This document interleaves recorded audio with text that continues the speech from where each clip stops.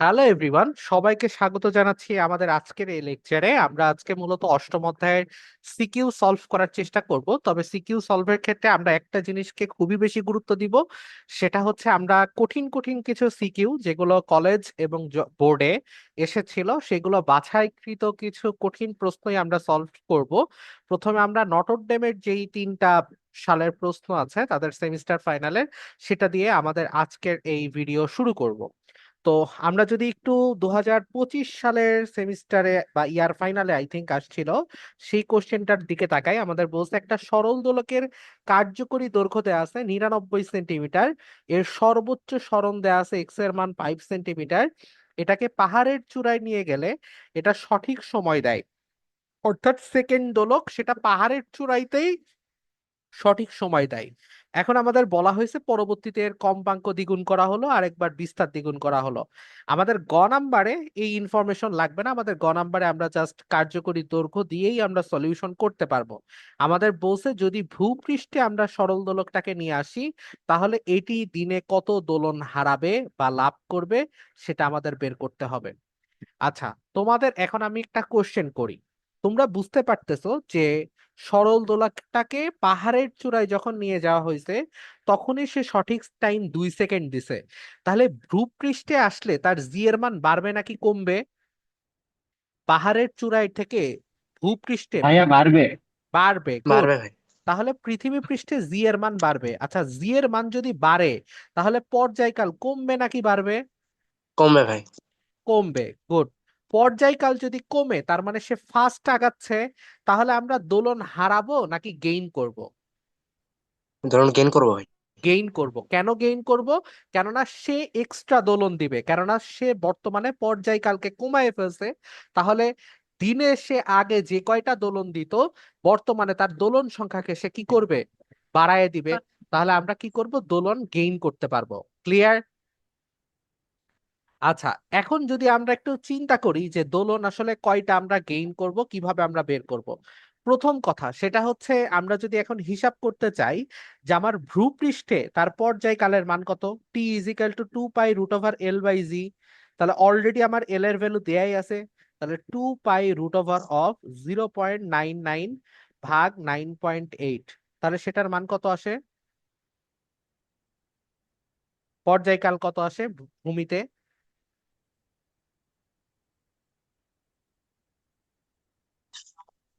এটার মান কত আসছে?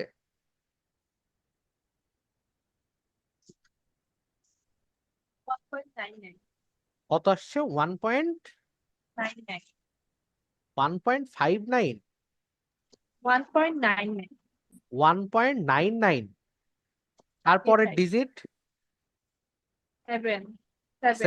তারপরের ডিজিট জিরো। আচ্ছা, ধরলাম জিরো।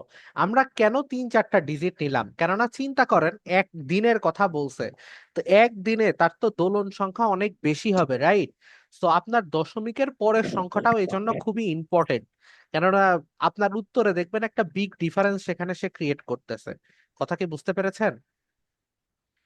তো এই জন্য আমরা চেষ্টা করব 3-4টা ডিজিট নিয়ে তারপর আমাদের কাজ করার। আচ্ছা, যাই হোক, এখন আমাদের 2 pi root over l by জি, এখান থেকে আমরা এত সেকেন্ড আমরা পাইলাম। এখন আমাদের দিনে সময় কতক্ষণ? 86,400। তার মধ্যে আমার যদি এতটুকু টাইম লাগে একটা দোলনে, তাহলে দোলন সংখ্যা কত হবে? ভূপৃষ্ঠে দোলন সংখ্যা হবে কত, বের করেন। একদিন মানে হচ্ছে 86,400 সেকেন্ড।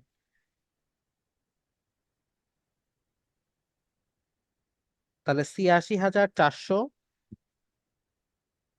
ভাগ 1.997, তাহলে কত আসে? আর আমাদের পূর্ণ দোলন সংখ্যা, পাহাড়ে পূর্ণ দোলন সংখ্যা কত ছিল? এটা বের করতে থাকেন। পাহাড়ে পূর্ণ দোলন সংখ্যা ছিল হচ্ছে, দোলন সংখ্যা যেহেতু 2 সেকেন্ড একটা দোলন দেয়, তার মানে 86,400 ভাগ আমাদের হচ্ছে 2, তার মানে আমাদের হয় হচ্ছে 43,200টা। আর এখানে এটার মান কত আসে?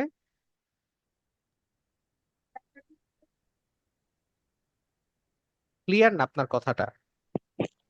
43,264। 43,264 দশমিক সামথিং আছে। জি ভাই, 0.897। 897, তাহলে আমরা বলতে পারি কত? 43,265। তাহলে আমার গেইন করতেছে কত, দোলন লাভ করবে কত? দোলন লাভ করবে হচ্ছে দুইটার বিয়োগফল।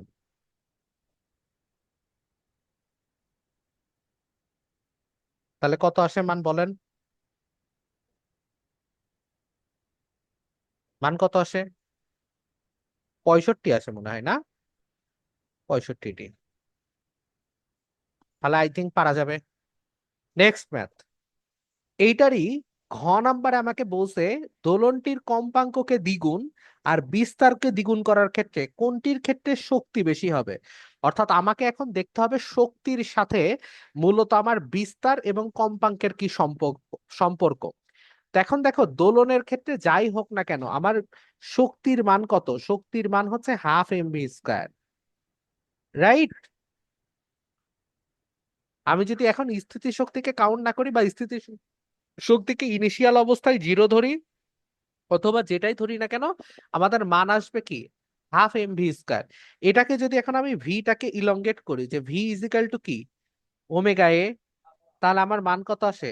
12 × Ω² ইন্টু এম। ভাই আপনি কেন ওমেগা নিয়ে আসলেন, ওমেগা এ নিয়ে আসলেন? দুইটা কারণে। এক, ওমেগা এ নিয়ে আসার ফলে আমার এখানে ওমেগা আসলো, যার ফলে আমি কম্পাঙ্কের সাথে সম্পর্ক তৈরি করতে পারবো। দুই নাম্বার এ আসলো মানে আমি বিস্তারের সাথে সম্পর্ক তৈরি করতে পারবো। তাহলে আমার থাকে কি 12 × Ω। ওমেগাকে আমরা কি বলতে পারি? ওমেগা সমান সমান 2πf।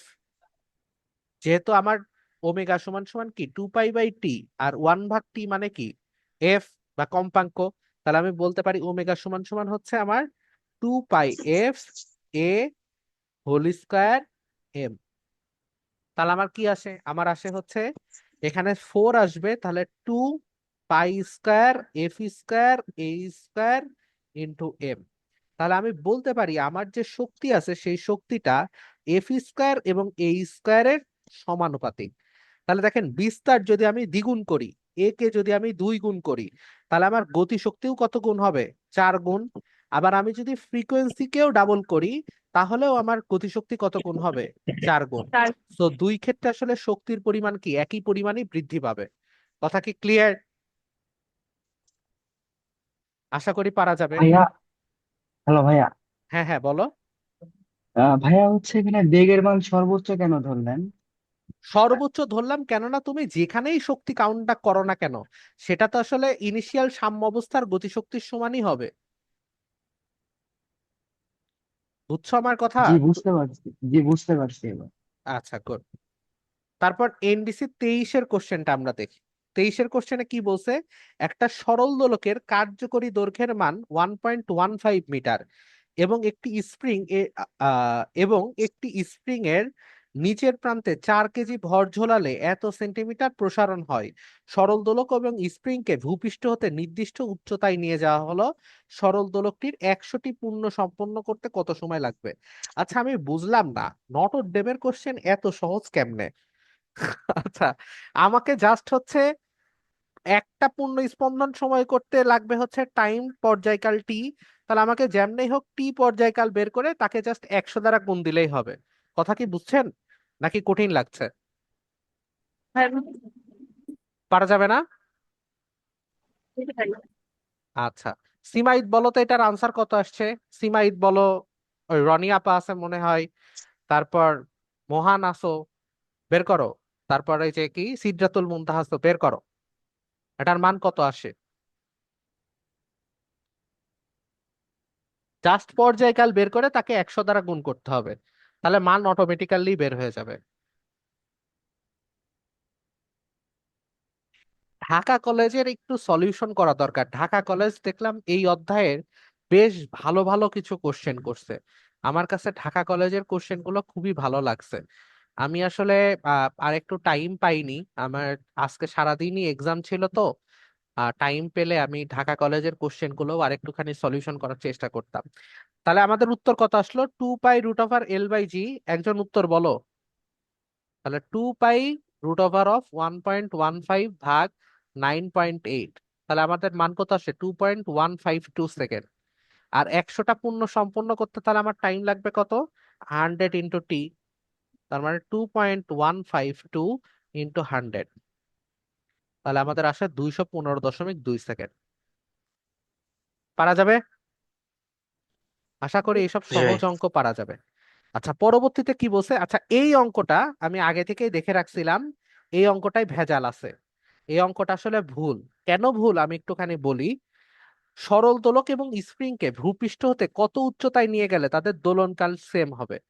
আচ্ছা দেখো, প্রথম কথা, তার মানে হচ্ছে দুইটা টাইম পর্যায়কাল হচ্ছে সেম, তাহলে একটার পর্যায়কাল টি ইজিক্যাল টু আমার হচ্ছে 2π√(L/z), আর আরেকটার ক্ষেত্রে কি হবে 2π√(M/k).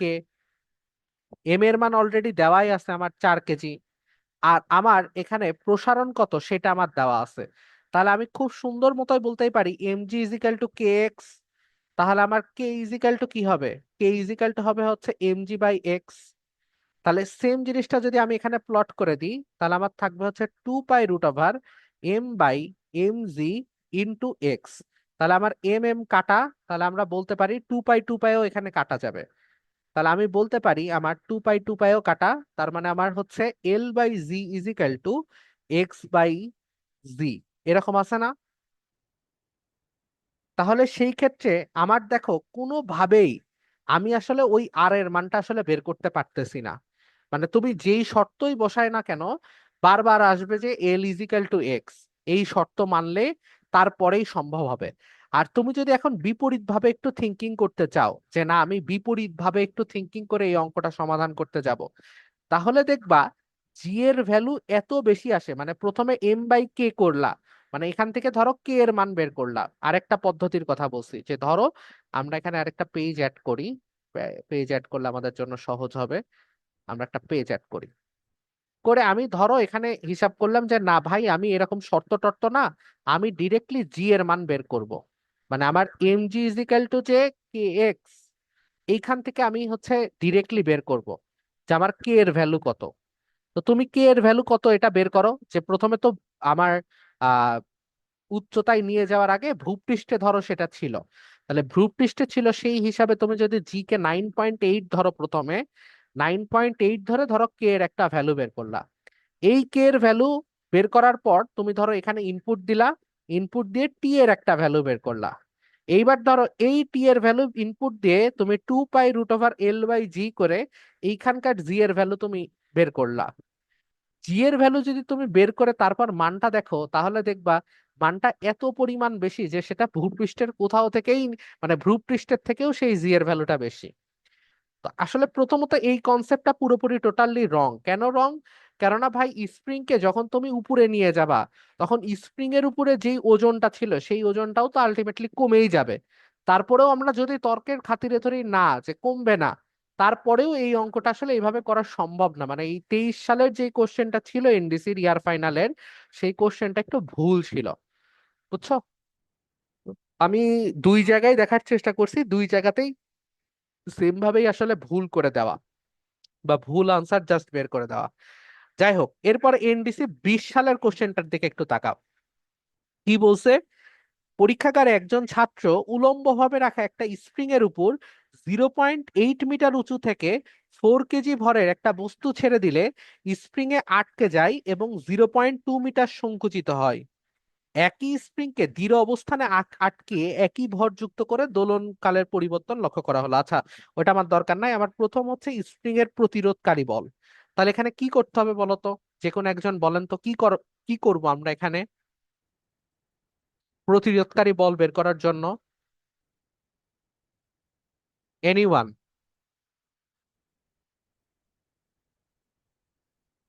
এটা হচ্ছে পঞ্চম অধ্যায় এবং অষ্টম অধ্যায়ের একটা মিক্সড কোশ্চেন। স্প্রিং ধ্রুবকের মান বের করবো। রাইট, আমার এফ ইজিক্যাল টু কে এক্স, জাস্ট কে এর ভ্যালুটা আমরা জানলেই আমরা প্রতিরোধকারী বল বের করতে পারবো। এখন কে এর ভ্যালুটা আমার বের করতে হবে কোথার থেকে? দেখো আমি কিন্তু জানি যে এখানে যেই প্রতিরোধকারী বলটা হবে এটা একটা পরিবর্তনশীল বল। পরিবর্তনশীল বল মানে কি, যে